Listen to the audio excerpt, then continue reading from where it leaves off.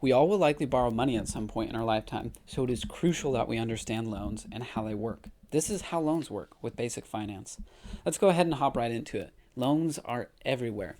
When you deposit money into the bank, you're loaning the bank your money.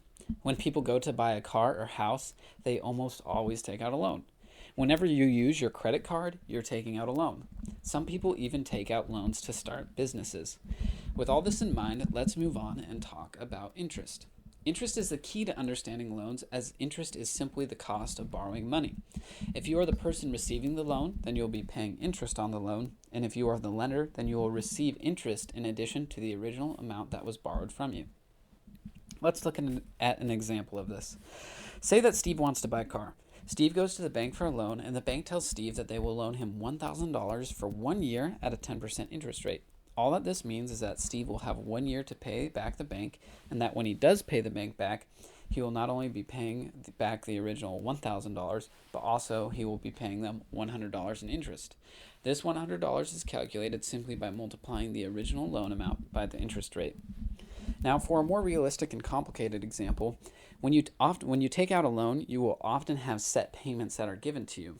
To illustrate this, let's return to our example with Steve. This time, the bank adds one qualification to their loan. They still loan him $1,000 at a 10% interest rate, but this time the bank informs Steve that he'll be required to pay them under just $88 every month.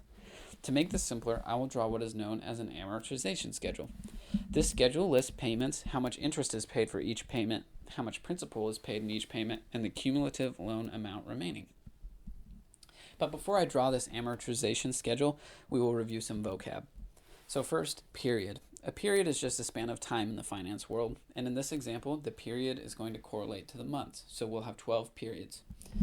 Payment. The payment amount is obviously always given to you when you take out a loan, and there is actually a way that you can calculate the payment amount based off of how big the loan is and what the interest rate is, but it is outside of the scope of our video today, so we're just going to assume that this payment will stay constant at $87.92.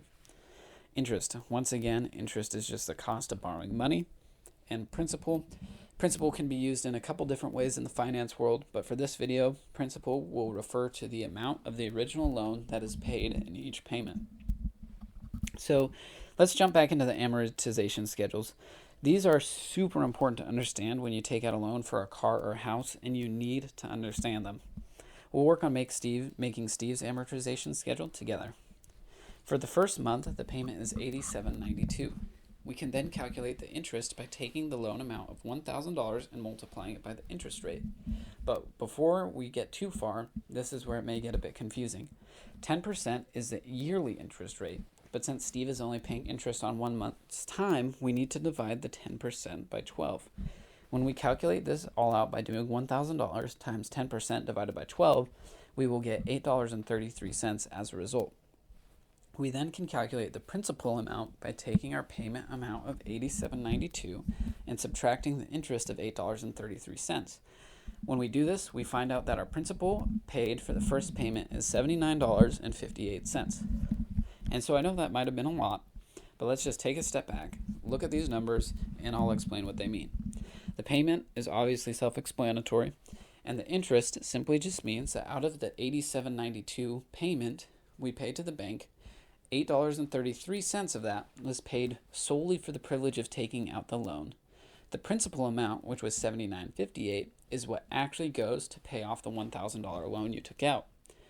So we then can take the $1,000 loan and subtract the $79.58, and we find that we still owe $920.42 of the original $1,000 after the first payment. Let's do another payment together.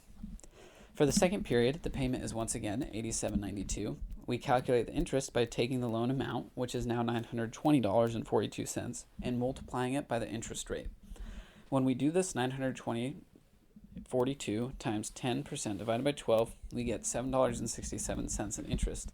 We then remember that we subtract the interest from the payment to get principal of $80.25. We can then subtract the principal from the loan amount, and we find that we now owe $840.17 out of the original $1,000. I'm not going to finish the amortization schedule with you guys, but I'll go ahead and put it up on the screen. And one final thing I do want to discuss is the total under the payment column. Your $1,000 loan cost you $1,055 in all reality. This extra $55 is the interest that you had to pay in order to take out the loan. In this example, it might not seem like a lot, but imagine how much interest you pay when you take out a 30-year-long mortgage or have a high interest rate on your credit card. It adds up. I hope that you found this video helpful, and remember that the point of this video is not to discourage or encourage you to take out a loan. We just want to help you be more informed as you make your financial decisions here at Basic Finance. So please comment below, like, subscribe, and comment on any future financial topics you'd like covered, and we will see you next time.